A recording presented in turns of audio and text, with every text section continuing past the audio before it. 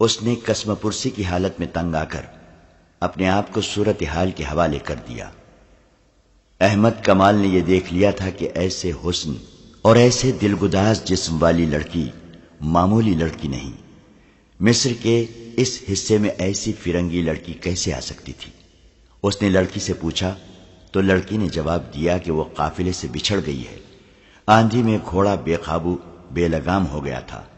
احمد کمال ایسے جواب سے مطمئن نہیں ہو سکتا تھا۔ اس نے 3-4 اور سوال کیے تو لڑکی کے ہونٹ کانپنے لگے۔ احمد کمال نے کہا، اگر تم یہ کہتی کہ تم اغوا کی ہوئی لڑکی ہو اور آندھی نے تمہیں چھڑا دیا ہے تو شاید میں مان جاتا۔ تمہیں جھوٹ بولنا نہیں آتا۔ اتنے میں اس سپاہی نے جو احمد کمال کے ساتھ تھا خیمے کا پردہ اٹھایا اور ایک تھیلا اور ایک مشکیزہ احمد کمال کو دے کر کہا کہ یہ اس لڑکی کے گھوڑے کی زین کے ساتھ بندھے ہوئے تھے۔ احمد کمال تھیلا کھولنے لگا تو لڑکی نے گھبرا کر تھیلے پر ہاتھ رکھ لیا۔ اس کے چہرے کا رنگ بدل گیا۔ احمد کمال نے تھیلا اسے دے کر کہا، لو، خود کھول کر دکھا دو۔ لڑکی کی زبان جیسے گنگ ہو گئی تھی۔ اس نے بچوں کے انداز سے تھیلا پیٹ پیچھے کر لیا۔ احمد کمال نے کہا، یہ تو ہو نہیں سکتا کہ میں تمہیں کہہ دوں کہ چلی جاؤ۔ مجھے کوئی حق نہیں پہنچتا کہ تمہیں روکوں، لیکن ایک ایسی لڑکی کو جو آبادیوں سے دور اکیلی گھوڑے پر بے ہوشی کی حالت میں بھٹکتی ہوئی پائی گئی ہے، اسے میں اکیلا چھوڑ نہیں سکتا۔ یہ میرا انسانی فرض ہے۔ مجھے اپنا ٹھکانہ بتا دو، میں تمہیں اپنے سپاہیوں کے ساتھ حفاظت سے پہنچا دوں گا۔ اگر نہیں بتاؤ گی تو تمہیں مشتبہ لڑکی سمجھ کر قاہرہ اپنی حکومت کے پاس بھیج دوں گا۔ تم مصری نہیں ہو، تم سوڈانی نہیں ہو۔ لڑکی کے آنسو بہنے لگے۔ وہ جس مصیبت سے گزر کر آئی تھی اس کی دہشت اور ہولناکی اس پر پہلے ہی غالب تھی۔ اس نے تھیلا احمد کمال کے آگے پھینک دیا۔ احمد نے تھیلا کھولا تو اس میں سے کچھ کھجوریں، 2-4 چھوٹی موٹی عام سی چیزیں نکلیں اور ایک تھیلی نکلی۔ یہ کھولی تو اس میں سے سونے کے بہت سے سکے اور ان میں سونے کی باریک سی زنجیر کے ساتھ چھوٹی سی سیاہ لکڑی کا سلیب نکلی۔ احمد کمال اس سے یہی سمجھ سکا کہ لڑکی عیسائی ہے۔ اسے غالباً معلوم نہیں تھا کہ جو عیسائی مسلمان کے خلاف لڑنے کے لیے صلیبی لشکر میں شامل ہوتا ہے وہ ایک سلیب پر حلف اٹھاتا ہے اور چھوٹی سی ایک سلیب ہر وقت اپنے پاس رکھتا ہے۔ احمد کمال نے اس سے کہا، اس تھیلے میں میرے سوال کا جواب نہیں۔ اگر میں یہ سارا سونا تمہیں دے دوں تو میری مدد کرو گے؟ لڑکی نے پوچھا۔ کیسی مدد؟ مجھے فلسطین پہنچا دو، لڑکی نے جواب دیا، اور مجھ سے کوئی سوال نہ پوچھو۔ میں فلسطین تک بھی پہنچا دوں گا، لیکن سوال ضرور پوچھوں گا۔ اگر مجھ سے کچھ بھی نہ پوچھو تو اس کا الگ انعام دوں گی۔ وہ کیا ہوگا؟ گھوڑا تمہیں دے دوں گی، لڑکی نے جواب دیا، اور 3 دنوں کے لیے مجھے اپنی لونڈی سمجھ لو۔ احمد کمال نے اس سے پہلے ہاتھ میں کبھی اتنا سونا نہیں اٹھایا تھا اور اس نے ایسا حیران کن حسن اور جسم بھی نہیں دیکھا تھا۔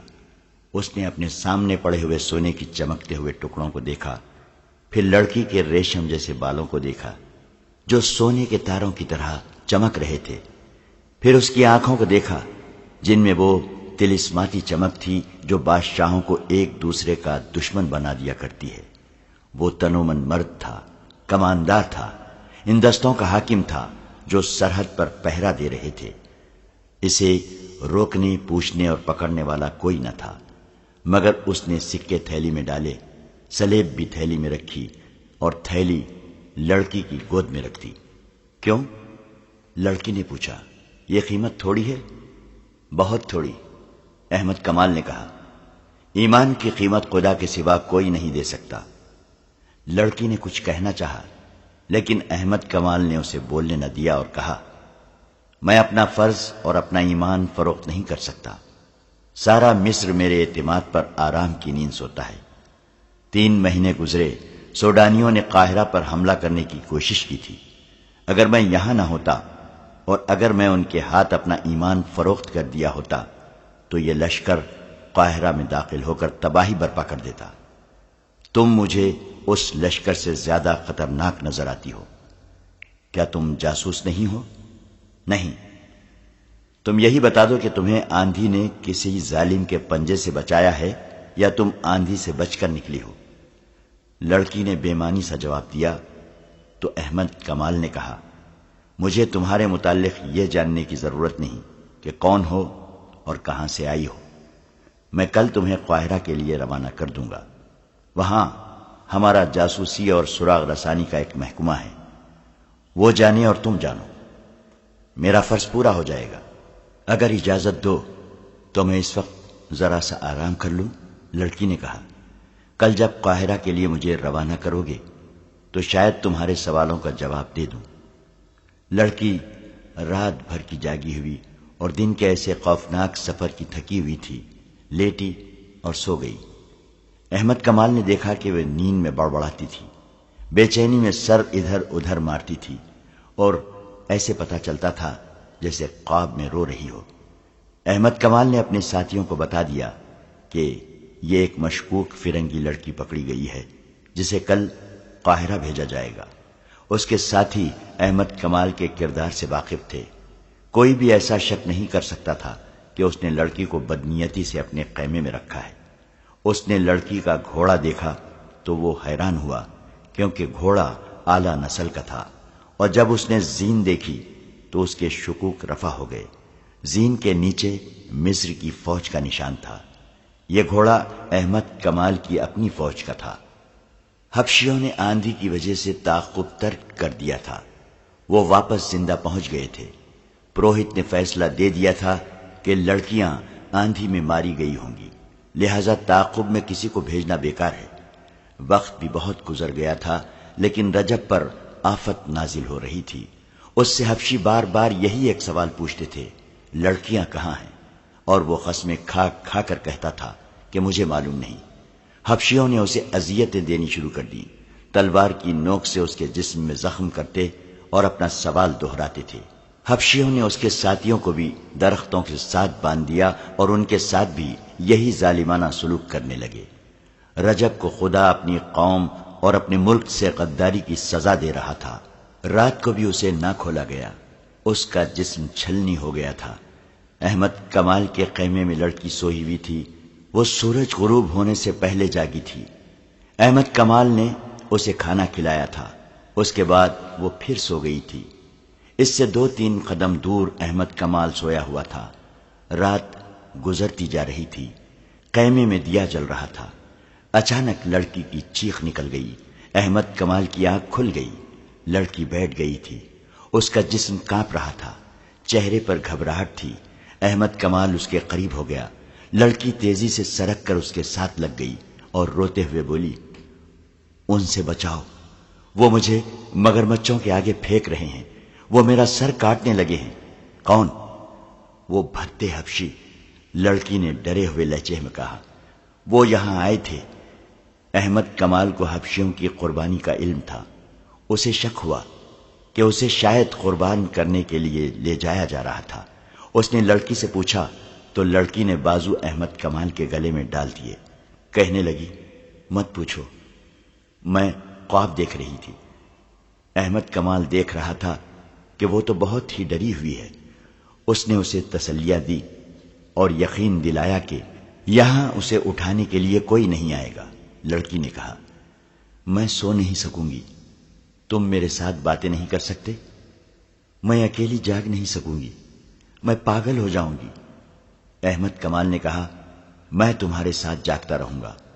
اس نے لڑکی کے سر پر ہاتھ پھیر کر کہا، جب تک میرے پاس ہو تمہیں ڈرنے کی ضرورت نہیں۔ اس نے اس پر عمل بھی کر کے دکھایا۔ لڑکی کے ساتھ اس نے حبشیوں کے متعلق یا اس کے متعلق کوئی بات نہ کی، نہ پوچھی، اسے ترکی اور مصر کی باتیں سناتا رہا۔ لڑکی اس کے ساتھ لگی بیٹھی تھی۔ احمد کمال کا لب و لہجہ شگفتہ تھا۔ اس نے لڑکی کا خوف دور کر دیا اور لڑکی سو گئی۔ لڑکی کی آنکھ کھلی تو صبح طلوع ہو رہی تھی۔ اس نے دیکھا کہ احمد کمال نماز پڑھ رہا تھا، وہ اسے دیکھتی رہی۔ احمد کمال نے دعا کے لیے ہاتھ اٹھائے اور آنکھیں بند کر لی۔ لڑکی اس کے چہرے پر نظریں جمائے بیٹھی رہی۔ احمد کمال فارغ ہوا تو لڑکی نے پوچھا، تم نے خدا سے کیا مانگا تھا؟ بدی کے مقابلے کی ہمت۔ احمد کمال نے جواب دیا، تم نے خدا سے کبھی سونا اور خوبصورت بیوی نہیں مانگی؟ یہ دونوں چیزیں خدا نے بغیر مانگے مجھے دے دی تھی۔ احمد کمال نے کہا، لیکن ان پر میرا کوئی حق نہیں۔ یہ شاید خدا نے میرا امتحان لینا چاہا تھا، لیکن تمہیں یقین ہے کہ خدا نے تمہیں بدی کا مقابلہ کرنے کی ہمت دی ہے؟ تم نے دیکھا نہیں؟ احمد کمال نے جواب دیا، تمہارا سونا اور تمہارا حسن مجھے اپنی راہ سے ہٹا نہیں سکے۔ یہ میری کوشش اور اللہ کی دین ہے۔ کیا خدا گناہ معاف کر دیا کرتا ہے؟ لڑکی نے پوچھا۔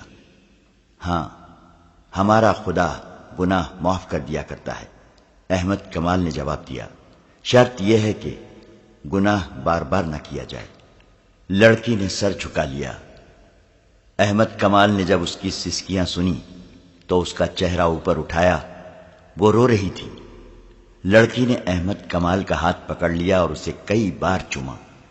احمد کمال نے اپنا ہاتھ کھینچ لیا۔ لڑکی نے کہا، آج ہم جدا ہو جائیں گے، تم مجھے قاہرہ بھیج دو گے، میں اب آزاد نہیں ہو سکوں گی۔ میرا دل مجبور کر رہا ہے کہ تمہیں بتا دوں کہ میں کون ہوں اور کہاں سے آئی ہوں، پھر تمہیں بتاؤں گی کہ میں اب کیا ہوں۔ ہماری روانگی کا وقت ہو گیا ہے، احمد کمال نے کہا، میں خود تمہارے ساتھ چلوں گا۔ میں اتنی نازک اور اتنی خطرناک ذمہ داری کسی اور کو نہیں سونپ سکتا۔ یہ نہیں سنو گے کہ میں کون ہوں اور کہاں سے آئی ہوں؟ اٹھو، احمد کمال نے کہا، یہ سننا میرا کام نہیں۔ وہ خیمے سے باہر نکل گیا۔ کچھ دیر بعد قاہرہ کی سمت 6 گھوڑے جا رہے تھے۔ ایک پر احمد کمال تھا، اس کے پیچھے دوسرے گھوڑے پر لڑکی تھی، اس کے پچھلے پہلو بہ پہلو 4 گھوڑے محافظوں کے تھے، اور ان کے پیچھے ایک اونٹ جس پر سفر کا سامان، پانی اور خوراک وغیرہ تھی، جا رہا تھا۔ قاہرہ تک کم و بیش 36 گھنٹوں کا سفر تھا۔ لڑکی نے 2 مرتبہ اپنا گھوڑا اس کے پہلو میں کر لیا، اور دونوں مرتبہ احمد کمال نے اس سے کہا کہ وہ اپنا گھوڑا اس کے اور 2 محافظوں کے درمیان رکھے۔ اس کے سوا اس نے لڑکی کے ساتھ کوئی اور بات نہ کی۔ سورج غروب ہونے کے بعد احمد کمال نے قافلے کو روک لیا اور پڑاؤ کا حکم دیا۔ رات لڑکی کو احمد کمال نے اپنے خیمے میں سلایا۔ اس نے دیا جلتا رکھا۔ وہ گہری نیند سویا ہوا تھا۔ اس کی آنکھ کھل گئی۔ کسی نے اس کے ماتھے پر ہاتھ پھیرا تھا۔ اس نے لڑکی کو اپنے پاس بیٹھے دیکھا۔ لڑکی کا ہاتھ اپنے ماتھے پر تھا۔ احمد کمال تیزی سے اٹھ کر بیٹھ گیا۔ اس نے دیکھا کہ لڑکی کے آنسو بہ رہے تھے۔ اس نے احمد کمال کا ہاتھ اپنے دونوں ہاتھوں میں لیا اور اسے چوم کر بچوں کی طرح بلک بلک کر رونے لگی۔ احمد کمال اسے دیکھتا رہا۔ لڑکی نے آنسو پوچھ کر کہا، میں تمہاری دشمن ہوں، تمہارے ملک میں جاسوسی کے لیے اور تمہارے بڑے بڑے حاکموں کو آپس میں ٹکرانے کے لیے اور صلاح الدین ایوبی کے قتل کا انتظام کرنے کے لیے فلسطین سے آئی ہوں، لیکن اب میرے دل سے دشمنی نکل گئی ہے۔ کیوں؟ احمد کمال نے کہا، تم بزدل لڑکی ہو، اپنی قوم سے غداری کر رہی ہو، سولی پر کھڑے ہو کر بھی کہو کہ میں صلیب پر قربان ہو رہی ہوں۔ اس کی وجہ سن لو، اس نے کہا، تم پہلے مرد ہو جس نے میرے حسن اور میری جوانی کو قابل نفرت چیز سمجھ کر ٹھکرایا ہے، ورنہ کیا اپنے اور کیا بیگانے مجھے کھلونا سمجھتے رہے۔ میں نے بھی اپنی زندگی کا مقصد سمجھا کہ مردوں کے ساتھ کھیلو، دھوکے دو اور عیش کرو۔ میری تربیت ہی اسی مقصد کے تحت ہوئی تھی جسے تم لوگ بے حیائی کہتے ہو۔ وہ میرے لیے ایک فن ہے، ایک ہتھیار ہے۔ مجھے نہیں معلوم کہ مذہب کیا ہے اور خدا کے احکام کیا ہیں، صرف صلیب ہے جس کے متعلق مجھے بچپن میں ذہن نشین کرایا گیا تھا کہ یہ خدا کی دی ہوئی نشانی ہے، اور یہ عیسائیت کی عظمت کی علامت ہے، اور یہ کہ ساری دنیا پر حکمرانی کا حق صرف صلیب کے پجاریوں کو حاصل ہے، اور یہ کہ مسلمان صلیب کے دشمن ہیں۔ انہیں اگر زندہ رہنا ہے تو صلیبیوں کے قدموں میں رہ کر زندہ رہیں۔ میں انہی چند باتوں کو اپنی مذہب کی بنیادی اصول سمجھتی رہی۔ مجھے مسلمانوں کی جڑیں کاٹنے کی تربیت دی گئی۔ تو اسے بھی مذہبی فریضہ کہا گیا۔ کیا تم اپنے ایک سالار رجب کو جانتے ہو؟ لڑکی نے پوچھا۔ وہ خلیفہ کے محافظ دستوں کا سالار ہے، احمد نے کہا۔ وہ بھی سوڈانیوں کے حملے والی سازش میں شامل تھا۔ اب کہاں ہے؟ معلوم نہیں، احمد کمال نے کہا۔ مجھے صرف یہ حکم ملا ہے کہ رجب فوج سے بھگوڑا ہو گیا ہے، جہاں کہیں نظر آئے اسے پکڑو، اور بھاگے تو تیر مارو اور اسے ختم کر دو۔ میں بتاؤں وہ کہاں ہے؟ لڑکی نے کہا۔ وہ سوڈان میں حبشیوں کے پاس ہے، وہاں ایک خوشنما جگہ ہے، وہاں حبشی لڑکیوں کو دیوتا کے آگے قربان کرتے ہیں۔ جب وہاں ہے، میں جانتی ہوں وہ فوج کا بھگوڑا ہے۔ ہم 3 لڑکیاں اس کے ساتھ فلسطین سے آئی تھیں۔ باقی 2 کہاں ہیں؟ لڑکی نے آہ بھری اور کہا، وہ مر گئی ہیں، انہی کی موت نے مجھے بدل ڈالا ہے۔ لڑکی نے احمد کمال کو ایک لمبی کہانی کی طرح سنایا کہ وہ کس طرح فلسطین سے رجب کے ساتھ آئی تھی، کس طرح حبشیوں نے ان میں سے 2 لڑکیوں کو دیوتا کے نام پر ذبح کرنا چاہا۔ رجب انہیں بچا نہ سکا، کس طرح وہ وہاں سے بھاگی، اور راستے میں 2 لڑکیاں کس طرح آندھی میں ماری گئی۔ اس نے کہا، میں اپنے آپ کو شہزادی سمجھتی تھی، میں نے بادشاہوں کے دلوں پر حکمرانی کی ہے۔ میں نے کبھی نہیں سوچا تھا کہ خدا بھی ہے اور موت بھی ہے۔ مجھے گناہوں میں ڈبو دیا گیا اور میں ڈوبتی چلی گئی۔ عجیب لذت تھی اس ڈوبنے میں، مگر مجھے وہ مگرمچھ دکھائے گئے جن کے آگے ذبح کی ہوئی لڑکیوں کے جسم پھینکے جاتے ہیں۔ مگرمچھ پانی کے کنارے سوئے ہوئے تھے، ان کے بھدے اور مکروہ جسم دیکھ کر میں کانپ گئی۔ وہ میرے اس جسم کو، جس نے بادشاہوں کے سر جھکائے تھے، ان مگرمچھوں کی خوراک بنانا چاہتے تھے۔ میں نے وہ بدصورت سیاہ کالے حبشی دیکھے جو میرا سر میرے جسم سے الگ کرنے کے لیے آ گئے تھے۔ موت کے پردوں کی آواز مجھے سنائی دینے لگی تھی، میری رگ رگ بیدار ہو گئی، میرے اندر سے مجھے آواز سنائی دی۔ اپنے حسن اور اتنے دلنشین جسم کا انجام دیکھ ہم جان کی بازی لگا کر اپنے گھر سے نکلی تھی۔ ہمیں یہ کہہ کر رجب کے ساتھ فلسطین سے بھیجا گیا تھا کہ یہ شخص ہماری حفاظت کرے گا، لیکن اس شخص نے میرے ساتھ دست درازی کی۔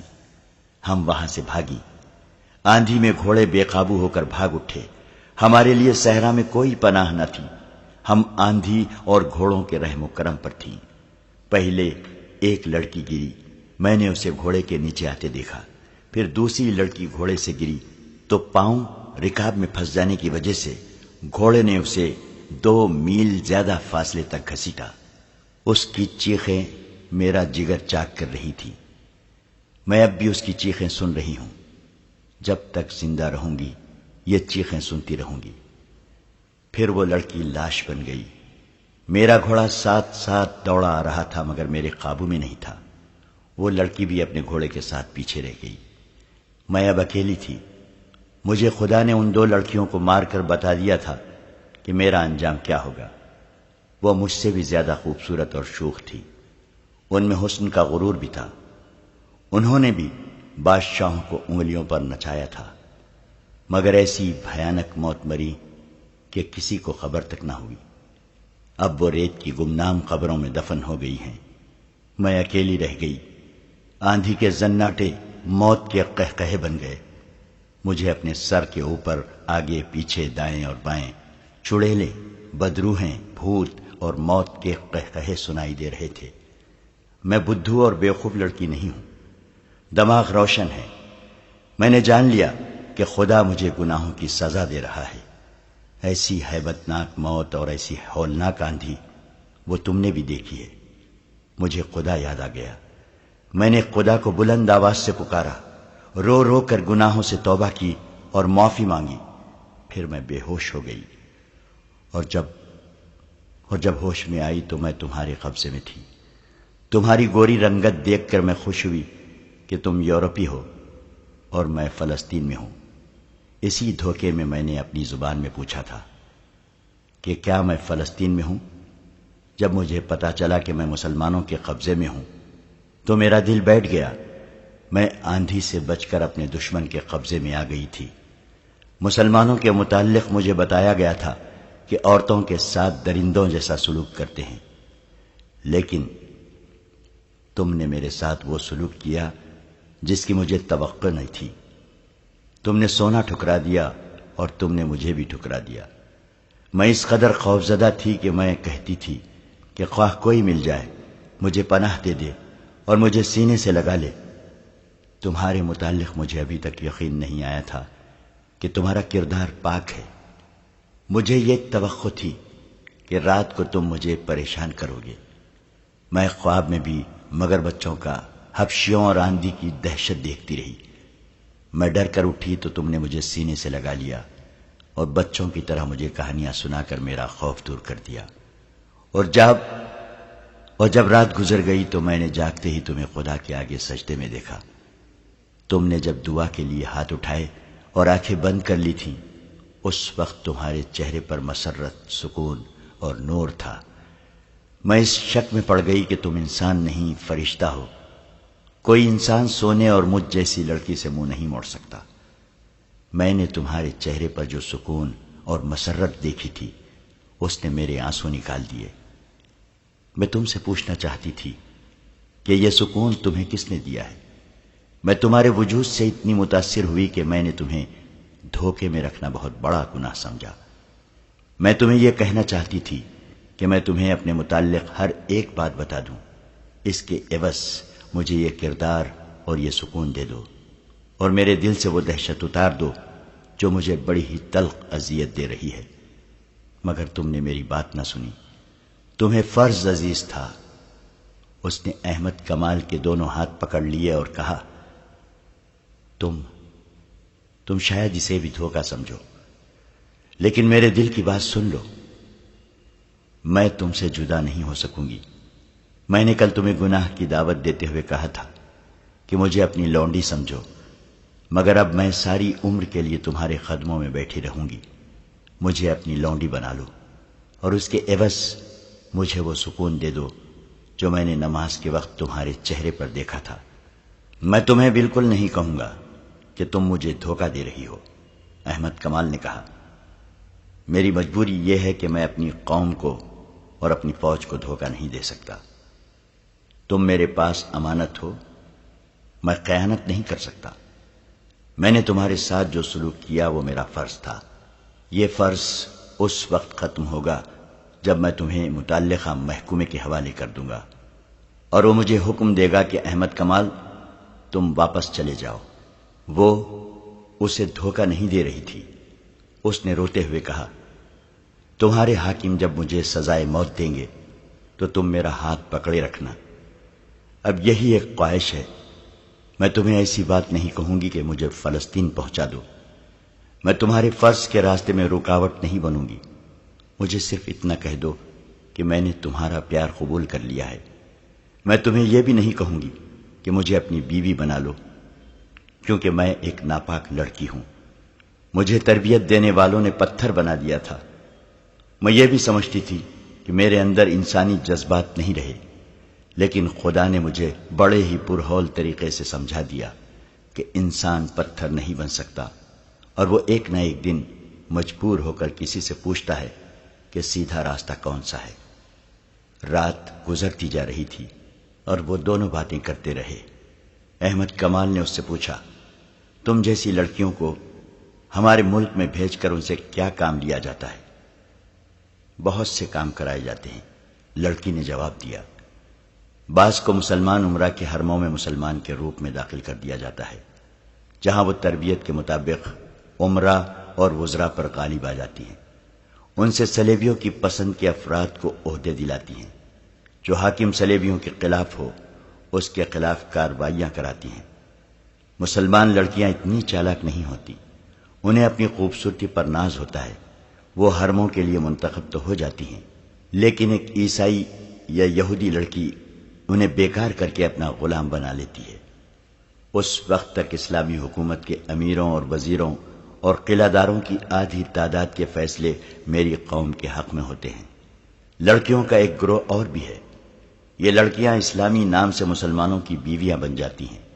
ان کا کام یہ ہے کہ اچھے درجے کے مسلمان گھرانوں کی لڑکیوں کے دماغ اور کردار خراب کرتی ہیں، ان کے لڑکوں کو بدی کے راستے پر ڈالتی ہیں اور شریف گھرانوں کی لڑکیاں اور لڑکوں کے معاشقے کراتی ہیں۔ مجھ جیسی سلیبی لڑکیاں چوری چھپے تمہارے ایسے حاکموں کے پاس آتی ہیں جو ہمارے ہاتھ میں کھیل رہے ہوتے ہیں۔ ان حاکموں کو سونے کے سکوں کی صورت میں معاوضہ ملتا رہتا ہے۔ وہ مجھ جیسی لڑکیوں کو حفاظت میں ایسے طریقے سے رکھتے ہیں جن سے ان پر ذرا سا شک بھی نہیں ہوتا۔ یہ لڑکیاں اعلیٰ درجے کے حاکموں کے درمیان رقابت اور غلط فہمیاں پیدا کرتی اور صلاح الدین ایوبی اور نور الدین زنگی کے خلاف ناپسندیدگی پیدا کرتی ہیں۔ مجھے 2 لڑکیوں کے ساتھ اسی کام کے لیے رجب کے حوالے کیا گیا تھا۔ وہ اسے صلیبیوں کی درپردہ کارروائیوں اور مسلمانوں کی ایمان فروشی کی تفصیل سناتی رہی۔ احمد کمال سنتا رہا۔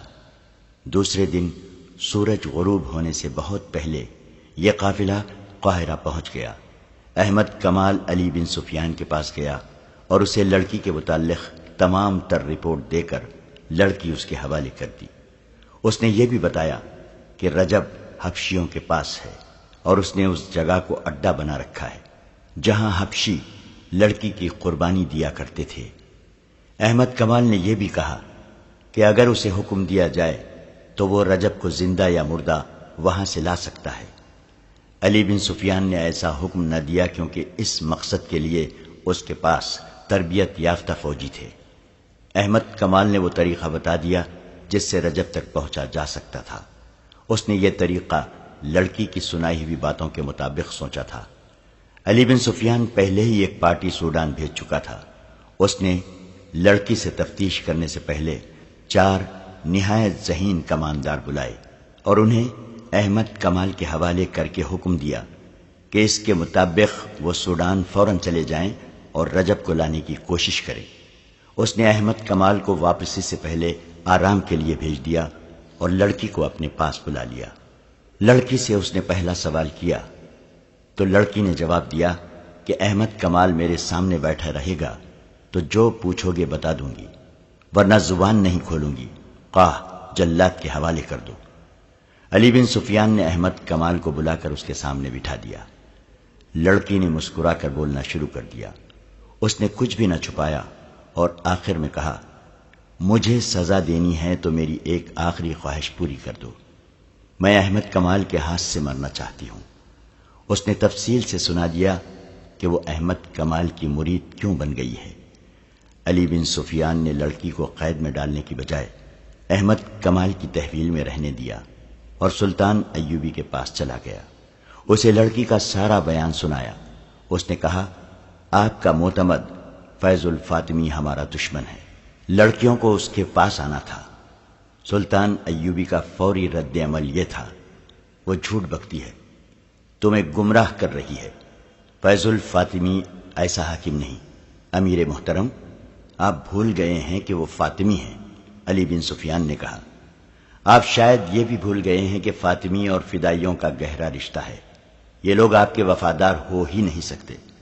سلطان ایوبی گہری سوچ میں کھو گیا۔ وہ غالباً سوچ رہا تھا کہ کس پر بھروسہ کرے۔ کچھ دیر بعد اس نے کہا، علی، میں تمہیں یہ اجازت نہیں دوں گا کہ فیض الفاطمی کو گرفتار کر لو۔ کوئی ایسی ترکیب کرو کہ وہ جرم کرتا پکڑا جائے۔ میں اسے موقع پر پکڑنا چاہتا ہوں اور یہ موقع پیدا کرنا تمہارا کام ہے۔ وہ جنگ جیسے اہم شعبے کا حاکم ہے، سلطنت کے جنگی راز اس کے پاس ہیں۔ مجھے بہت جلدی یہ ثبوت چاہیے کہ وہ ایسے گھناؤنے جرم کا مجرم ہے یا نہیں۔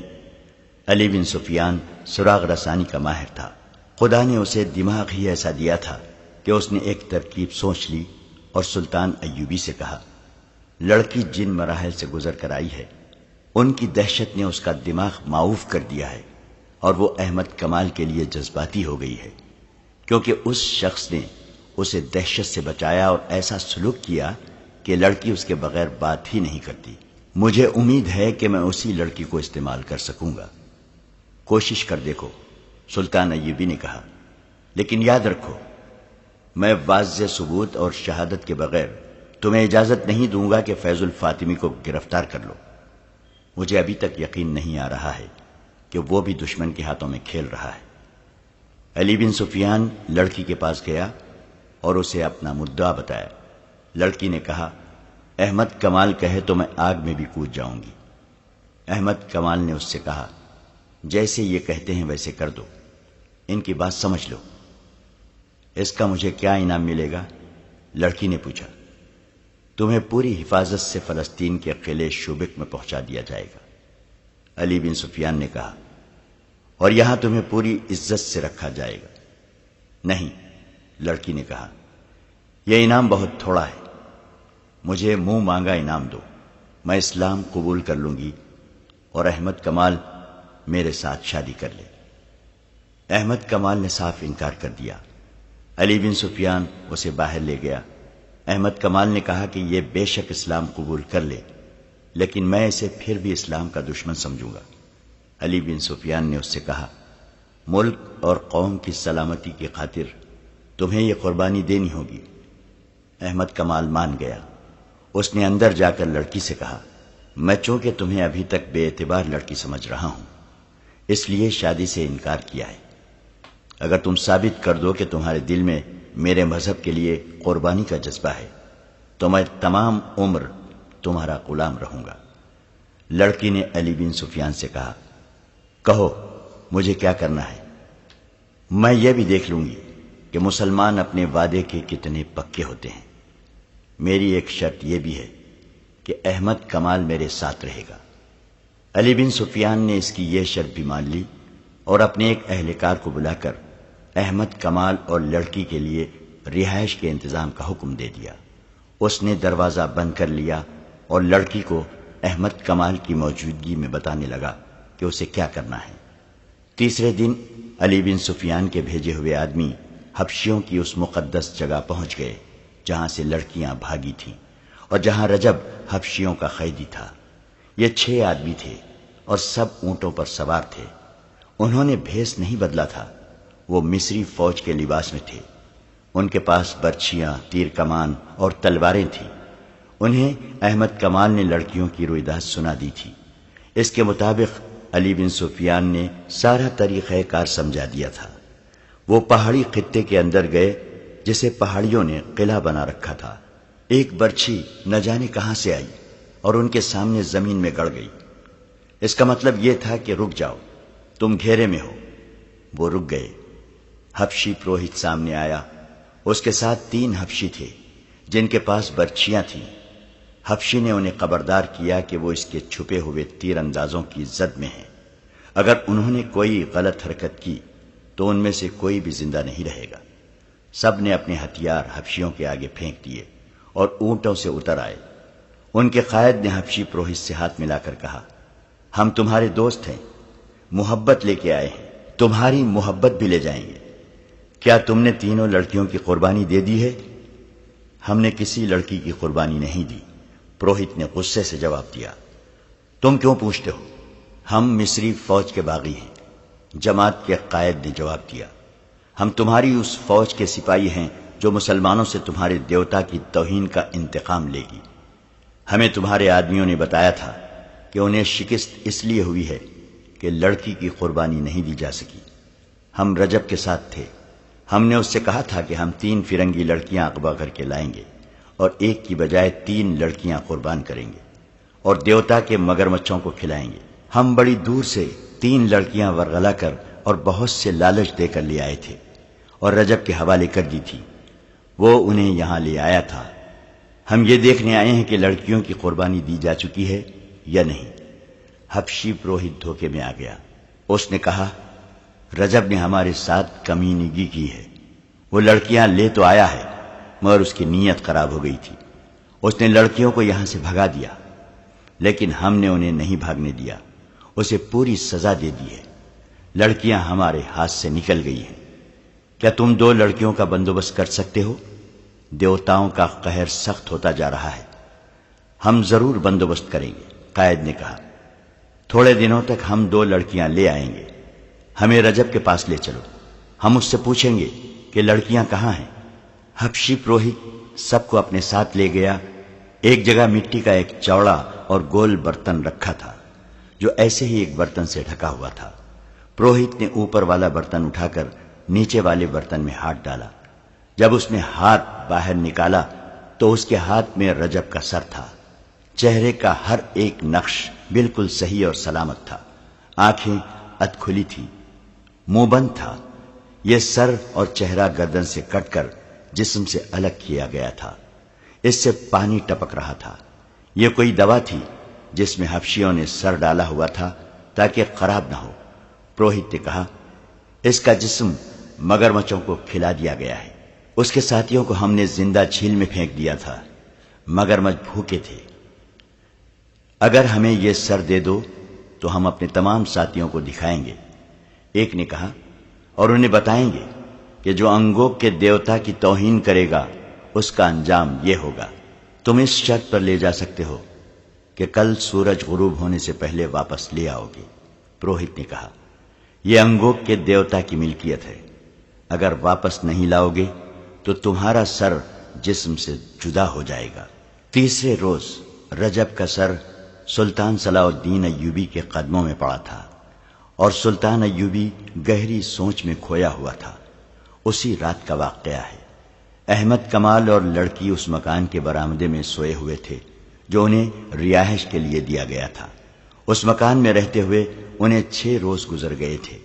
اس دوران لڑکی احمد کمال سے کہتی رہی تھی کہ وہ فوراً مسلمان ہونے کو تیار ہے اور احمد کمال اس کے ساتھ شادی کر لے، لیکن احمد کمال یہی ایک جواب دیتا تھا، پہلے فرض پورا کریں گے۔ لڑکی نے 2-3 بار اس خدشے کا بھی اظہار کیا تھا کہ اس کے ساتھ دھوکا ہوگا۔ احمد کمال اسے ابھی ایک ہاتھ دور ہی رکھنے کی کوشش کر رہا تھا۔ اس دوران لڑکی کے دل سے دہشت اتر گئی تھی اور اب وہ ہوش مندی سے سوچنے کے قابل ہو گئی تھی۔ اس رات وہ اور احمد برآمدے میں سوئے ہوئے تھے۔ باہر ایک سپاہی پہرے پر کھڑا تھا۔ آدھی رات سے کچھ دیر پہلے پہرے دار مکان کے ارد گرد گھومنے کے لیے آہستہ آہستہ چلا تو کسی نے پیچھے سے اس کی گردن بازو میں جکڑ لی۔ فوراً بعد اس کے منہ پر کپڑا باندھ دیا گیا۔ ہاتھ اور پاؤں بھی رسیوں میں جکڑ دیے گئے۔ وہ 4 آدمی تھے۔ مکان کا دروازہ اندر سے بند تھا۔ ایک آدمی دیوار سے پیٹ لگا کر کھڑا ہو گیا، دوسرا اس کے کندھے پر چڑھ کر دیوار پھلانگ گیا۔ اندر سے اس نے دروازہ کھول دیا۔ باقی 3 آدمی بھی اندر چلے گئے۔ ایک جو سب سے زیادہ قوی ہیکل تھا، اس نے لڑکی کے منہ پر کپڑا باندھ دیا۔ لڑکی کے جاگنے تک اس نے لڑکی کو دبوچ لیا اور اٹھا کر کندھے پر ڈال لیا۔ 3 آدمیوں نے احمد کمال کو رسیوں سے جکڑ کر اور منہ پر کپڑا باندھ کر پلنگ پر ہی پڑا رہنے دیا۔ اسے مزاحمت کی مہلت ہی نہ ملی۔ باہر جا کر انہوں نے لڑکی پر کمبر ڈال دیا تاکہ کوئی دیکھ لے تو اسے پتہ نہ چل سکے کہ اس آدمی کے کندھوں پر لڑکی ہے۔ شہر سے 4-5 میل دور فرعونوں کے وقتوں کے ایک بہت ہی وسیع و عریض بھول بھلیوں جیسی عمارت کے کھنڈر تھے۔ ان کے متعلق لوگ بہت سی ڈراؤنی باتیں کیا کرتے تھے۔ عمارت کے اندر ایک بلند چٹان ہے۔ اس چٹان کو کاٹ کر بہت سے کمرے اور ان کمروں کے نیچے بھی کمرے بنے ہوئے تھے۔ ان کے اندر وہی جا کر واپس آ سکتا تھا جو ان سے واقف تھا۔ بہت مدت سے کسی نے ان کھنڈروں کے اندر جانے کی جرت نہ کی تھی۔ مشہور ہو گیا تھا کہ اندر جنوں اور بھوتوں کا بسیرا ہے۔ اندر سانپوں کا بسیرا تو ضروری ہی تھا۔ سانپوں کے ڈر سے کوئی اس کھنڈر کے قریب سے بھی نہیں گزرتا تھا۔ بڑی خوفناک کہانیاں سنائی جاتی تھیں۔ اس کے باوجود یہ 4 آدمی جو لڑکی کو اغوا کر کے لے گئے تھے ان کھنڈروں میں داخل ہو گئے، اور داخل بھی اس طرح ہوئے جیسے یہی ان کا گھر تھا۔ وہ غار نما کمروں، غلام گردشوں اور اندھیری گلیوں میں سے بغیر رکے گزرتے گئے۔ آگے مشلوں کی روشنی تھی۔ ان کے قدموں کی آہٹوں سے چمگاڈر اڑتے اور پھڑپھڑاتے تھے۔ چپکلیاں اور رینگنے والی کئی چیزیں ادھر ادھر بھاگتی پھر رہی تھیں۔ اندر مکڑیوں کے جالے اور کائی بھی تھی۔ وہ چٹان میں بنے ہوئے ایک کمرے میں داخل ہو گئے۔ وہاں ایک آدمی مشل لیے کھڑا تھا جو ان کے آگے آگے چل پڑا۔ آگے سیڑھیاں تھیں جو نیچے اترتی تھیں۔ وہ سب نیچے اتر گئے اور ایک طرف مڑ کر ایک وسیع کمرے میں داخل ہو گئے۔ وہاں فرش پر بستر بچھا تھا۔ اس کے ساتھ بڑی خوشنما دری تھی۔ کمرہ سجا ہوا تھا۔ لڑکی کو بستر پر ڈال کر اس کے منہ سے کپڑا کھول دیا گیا۔ لڑکی غصے سے بولی، میرے ساتھ یہ سلوک کیوں کیا گیا ہے؟ میں مر جاؤں گی، کسی کو اپنے قریب نہیں آنے دوں گی۔ اگر تمہیں وہاں سے اٹھوا نہ لیا جاتا تو کل صبح تک تمہیں جلاد کے حوالے کر دیا جاتا۔ ایک آدمی نے کہا، میرا نام فیض الفاطمی ہے، تمہیں میرے پاس آنا تھا، باقی دو کہاں ہیں؟ تم اکیلی کیسے پکڑی گئی ہو؟ رجب کہاں ہے؟ لڑکی مطمئن ہو گئی اور بولی، میں خدا کا شکر بجا لاتی ہوں جس نے مجھے بڑی بڑی خوفناک مصیبتوں سے بچا لیا۔ میں منزل پر پہنچ گئی۔ اس نے فیض الفاطمی کو رجب، حبشیوں، آندھی، دو لڑکیوں کی موت اور احمد کمال کے ہتھے چڑھ جانے کی ساری رویداد سنا دی۔ فیض الفاطمی نے اسے تسلی دی اور ان 4 آدمیوں کو جو لڑکی کو اٹھا کر لائے تھے سونے کے 6 ٹکڑے دے دیے اور کہا، تم اب اپنی اپنی جگہ سنبھال لو، میں تھوڑی دیر بعد چلا جاؤں گا۔ یہ لڑکی 3-4 روز یہی رہے گی، میں رات کو آیا کروں گا، باہر جب اس کی تلاش ختم ہو جائے گی تو اسے لے جاؤں گا۔ 4 آدمی چلے گئے اور کھنڈر کے چاروں طرف ایسی جگہوں پر بیٹھ گئے جہاں سے باہر نظر رکھی جا سکتی تھی۔ فیض الفاطمی کے ساتھ ایک ہی آدمی رہ گیا جو مصری فوج کا کماندار تھا۔ اندر فیض الفاطمی اپنی کامیابی پر بہت خوش تھا اور 2 لڑکیوں کی موت کا اسے غم بھی تھا۔ اسے رجب کے انجام کا بھی ابھی علم نہیں تھا۔ اس نے کہا، رجب کو وہاں سے نکالنا ضروری ہے۔ اس نے علی بن سفیان اور صلاح الدین ایوبی کے قتل کا کچھ انتظام کیا تھا جس کا مجھے ابھی علم نہیں کہ کیا تھا۔ اس نے غالباً فدائیوں سے معاملہ طے کیا ہے۔ یہ دونوں قتل اب بہت ضروری ہو گئے ہیں، اب ہمیں کوئی نیا منصوبہ بنانا ہے۔ میں دوسرے ساتھیوں سے بات کر کے تمہیں کل بتاؤں گا، ابھی آرام کرو، مجھے واپس جانا ہے۔ صلاح الدین ایوبی کو آپ پر اعتماد ہے؟ لڑکی نے پوچھا۔ اتنا زیادہ کہ اپنی ذاتی باتوں میں بھی مجھ سے مشورہ لیتا ہے، فیض الفاطمی نے جواب دیا۔ مجھے پتا چلا ہے کہ اعلیٰ حکام میں صلاح الدین ایوبی کے وفاداروں کی تعداد بہت زیادہ ہے، لڑکی نے کہا، اور فوج بھی اس کی وفادار ہے۔ یہ صحیح ہے، کماندار جو وہاں موجود تھا بولا۔ اس کا سراغ رسانی کا محکمہ بہت ہوشیار ہے، جہاں کوئی سر اٹھاتا ہے اس کی نشاندہی ہو جاتی ہے۔ اعلیٰ حکام میں 2 اور ہیں جو صلاح الدین ایوبی کے خلاف کام کر رہے ہیں، ان کے نام آپ کو محترم فیض الفاطمی بتا سکیں گے۔ فیض الفاطمی نے دونوں نام بتا دیے اور مسکرا کر لڑکی سے کہا، تمہیں اعلیٰ سطح پر ہی کام کرنا ہے، صرف 2 حکام کے درمیان خلیش پیدا کرنی ہے اور 2 کو زہر دینا ہے جو تم آسانی سے دے سکو گی، مگر اب مشکل یہ پیدا ہو گئی ہے کہ تمہیں کسی محفل میں نہیں لے جا سکیں گے۔ تم پردہ نشین مسلمان لڑکی کے بھیس میں کام کرو گی، ورنہ پکڑی جاؤ گی۔ ہو سکتا ہے میں تمہیں واپس فلسطین بھیج دوں اور کسی اور لڑکی کو بلا لوں جسے یہاں کوئی پہچان نہ سکے۔ میرا گروہ بہت ذہین اور سرگرم ہے، یہ سالاروں سے نیچے کمانداروں کی سطح کا گروہ ہے۔ یہ 4 آدمی جو تمہیں اتنی دلیری سے اٹھا لائے ہیں اسی گروہ کے افراد ہیں۔ ہم نے ایوبی کی فوج میں بے اطمینانی پھیلانی شروع کر دی ہے۔ قوم اور فوج کو ایک دوسرے سے متنفر کرنا ضروری ہے۔ اس وقت صورتحال یہ ہے کہ شامی اور ترک فوجی مصری عوام میں اپنے اچھے سلوک، کردار اور لڑنے کے جذبے کی بدولت بہت مقبول ہیں اور عزت کی نگاہ سے دیکھے جاتے ہیں۔ سوڈانیوں کو شکست دے کر انہوں نے شہریوں کے دلوں میں عزت کا اضافہ کر لیا ہے۔ ہمیں فوج کی اس عزت کو مجروح کرنا ہے، سالاروں اور دیگر فوجی حکام کو رسوا کرنا ہے۔ اس کے بغیر ہم صلیبیوں اور سوڈانیوں کی کوئی مدد نہیں کر سکتے۔ باہر کا حملہ ناکام رہے گا، فوج اسے کامیاب نہیں ہونے دے گی، قوم فوج کا ساتھ دے گی۔ اگر اس وقت ایک طرف سے صلیبی اور دوسری طرف سے سوڈانی حملہ کر دیں تو قوم اور فوج مل کر قاہرہ کو ایسا قلعہ بنا دے گی جسے فتح کرنا ناممکن ہوگا۔ قاہرہ کو فتح کرنے کے لیے ہمیں زمین ہموار کرنی ہوگی، لوگوں کے ذہنوں میں وہم اور وسوسے اور نوجوانوں کے کردار میں جنس پرستی اور آوارگی پیدا کرنی ہوگی۔ مجھے بتایا گیا تھا کہ یہ کام 2 سال سے ہو رہا ہے، لڑکی نے کہا۔ خاصی کامیابی بھی ہوئی ہے، فیض الفاطمی نے کہا۔ بدکاری میں اضافہ ہو گیا ہے، مگر صلاح الدین ایوبی نے ایک تو نئے مدرسے کھول دیے ہیں اور دوسرے مسجدوں میں خطبے سے خلیفہ کا نام نکل کر کوئی اور ہی رنگ پیدا کر دیا ہے، اور لڑکوں کو عسکری تعلیم دینی شروع کر دی ہے۔ بات یہیں تک پہنچی تھی کہ ان 4 آدمیوں میں سے ایک آیا اور فیض الفاطمی سے کہا، ابھی باہر نہ جانا، کچھ گڑبڑ ہے۔ فیض الفاطمی گھبرایا، اس آدمی کے ساتھ باہر چلا گیا۔ ایک اونچی جگہ چھپ کر دیکھا، آدھی رات کے پورے چاند نے باہر کے ماحول کو روشن کر رکھا تھا۔ اس نے کہا، تم لوگوں نے بے احتیاطی کی ہے، یہ تو فوج معلوم ہوتی ہے، گھوڑے بھی ہیں، تم چاروں طرف سے دیکھو، میں کدھر سے نکل سکتا ہوں؟ میں دیکھ چکا ہوں۔ اس آدمی نے جواب دیا، یوں نظر آتا ہے جیسے ہم مکمل گھیرے میں ہیں، آپ وہیں چلے جائیں، مشعلیں بجھا دیں، وہاں سے نکلنے کی غلطی نہ کریں، وہاں تک کوئی نہیں پہنچ سکے گا۔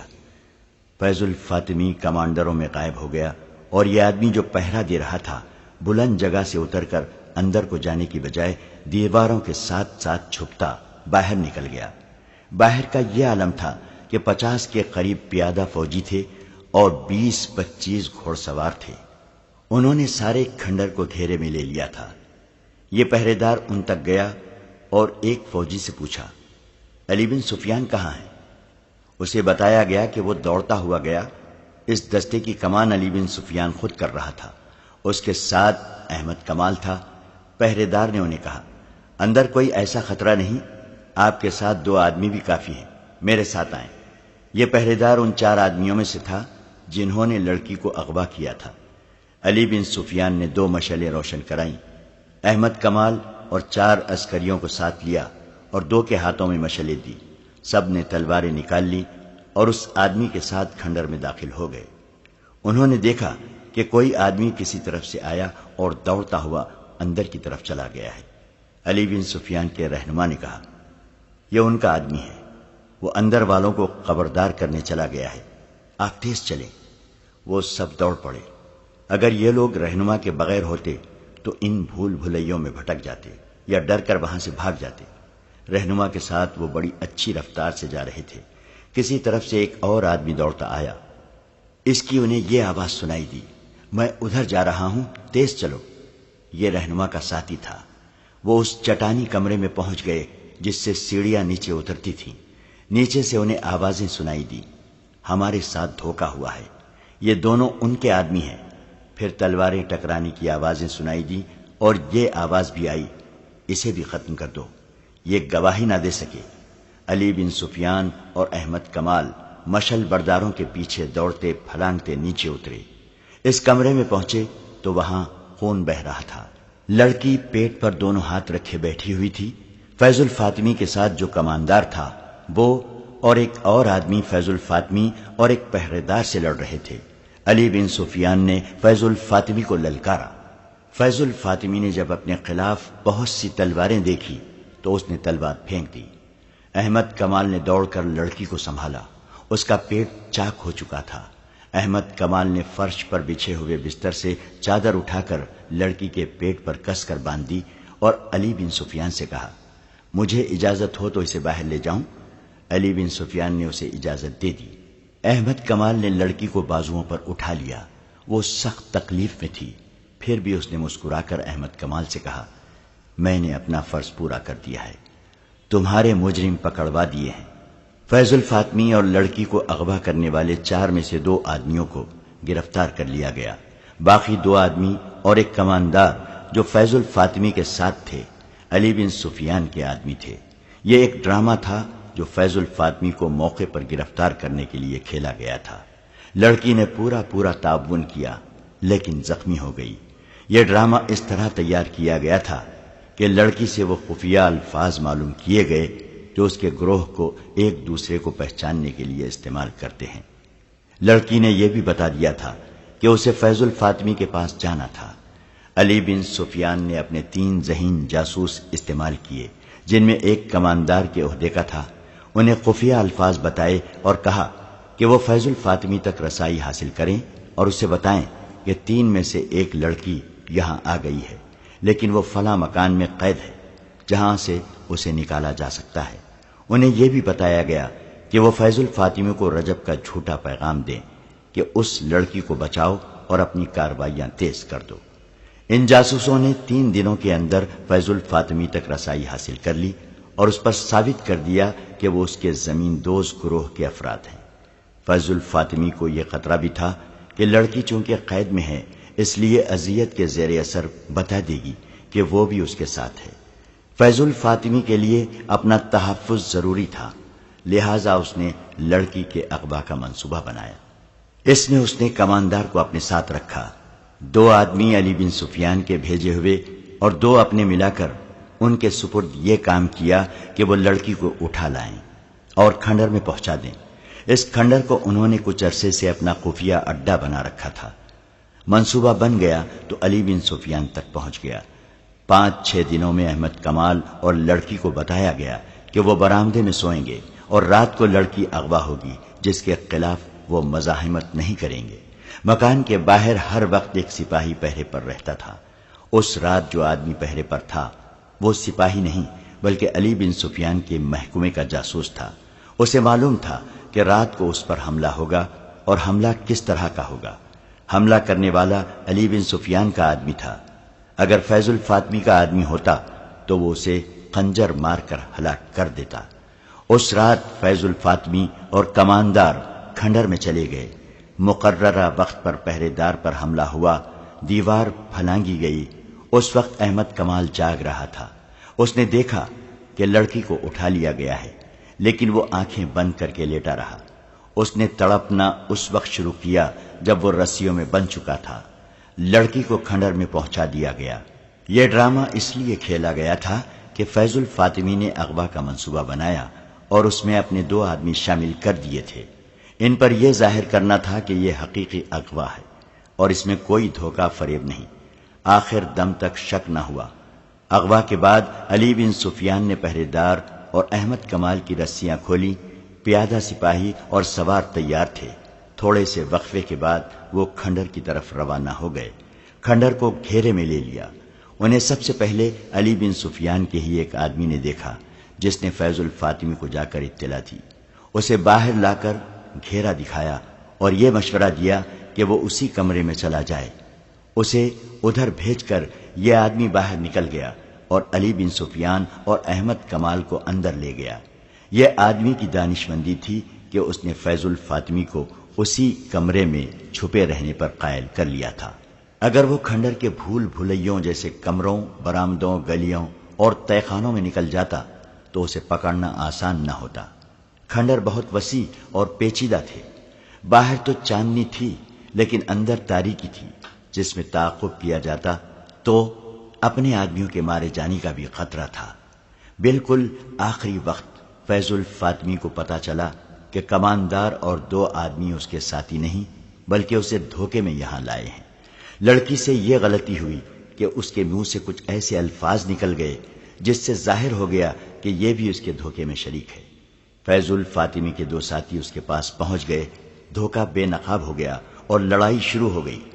فیض الفاطمی نے لڑکی کے پیٹ میں نوک کی طرف سے تلوار ماری اور اس کا پیٹ چاک کر دیا۔ اس نے لڑکی کو غالباً اس لیے بھی قتل کرنا ضروری سمجھا تھا کہ وہ اس کے خلاف گواہی دینے کے لیے بھی زندہ نہ رہے۔ فیض الفاطمی اور اس کے ساتھیوں کو قید میں ڈال دیا گیا۔ علی بن سفیان نے تینوں کو الگ الگ قید میں رکھا اور تینوں کو رجب کا سر دکھا کر کہا، اپنے دوست کا انجام دیکھ لو۔ اگر تمہیں یہ توقع ہے کہ تمہیں فوراً سزا دے دی جائے گی تو یہ خیال دماغ سے نکال دو۔ جب تک اپنے پورے گروہ کو سامنے نہیں لاؤ گے تمہیں چکر شکنجے میں باندھے رکھوں گا، جینے بھی نہیں دوں گا، مرنے بھی نہیں دوں گا۔ لڑکی کی حالت اچھی نہیں تھی۔ طبیبوں اور جراحوں نے اسے بچانے کی پوری کوشش کر ڈالی مگر کٹی ہوئی انتڑیوں کا کوئی علاج نہ ہو سکا۔ وہ پھر بھی مطمئن تھی، جیسے اسے پیٹ کے مہلک زخم کی پرواہ ہی نہ تھی۔ اس کا ایک ہی مطالبہ تھا کہ احمد کمال کو میرے پاس بیٹھا رہنے دو۔ سلطان ایوبی بھی اس کی عیادت کے لیے آیا۔ احمد کمال امیر مصر اور اپنی فوج کے سالار اعلیٰ کو دیکھ کر تعظیم کے لیے اٹھا تو لڑکی نے اسے ہاتھ سے پکڑ کر اپنے پاس بٹھا لیا۔ احمد کمال سلطان ایوبی کی موجودگی میں بیٹھ نہیں سکتا تھا۔ آخر سلطان نے اسے لڑکی کے پاس بیٹھنے کی اجازت دے دی۔ سلطان ایوبی نے لڑکی کے سر پر ہاتھ پھیرا اور شفقت سے صحت یابی کی دعا کی۔ تیسری رات احمد کمال لڑکی کے سرہانے بیٹھا ہوا تھا۔ لڑکی نے انوکھے سے لہجے میں پوچھا، احمد تم نے میرے ساتھ شادی کر لی ہے نا؟ میں نے اپنا وعدہ پورا کیا، تم نے اپنا وعدہ پورا کر دیا، خدا نے میرے گناہ بخش دیے ہیں۔ اس کی زبان لڑکھڑانے لگی۔ اس نے احمد کمال کا ہاتھ اپنے دونوں ہاتھوں میں مضبوطی سے پکڑ لیا، مگر گرفت فوراً ڈھیلی پڑ گئی۔ احمد کمال نے کلمہ شریف پڑھا اور لڑکی کو خدا کے سپرد کر دیا۔ دوسرے دن سلطان ایوبی کے حکم کے مطابق لڑکی کو مسلمانوں کے قبرستان میں دفن کر دیا گیا۔ فیض الفاطمی نے اور اس کے ساتھیوں نے صرف 2 دن میں اذیتیں سہیں اور اپنے گروہ کی نشاندہی کر دی۔ ان لوگوں کو بھی پکڑ لیا گیا۔ مراکشی واقع نگار اسد الاسدی نے سلطان ایوبی کے وقت کے ایک کاتب کے حوالے سے لکھا ہے کہ سلطان ایوبی نے جب فیض الفاطمی کی سزائے موت پر دستخط کیے تو سلطان زار و قطار رونے لگا تھا۔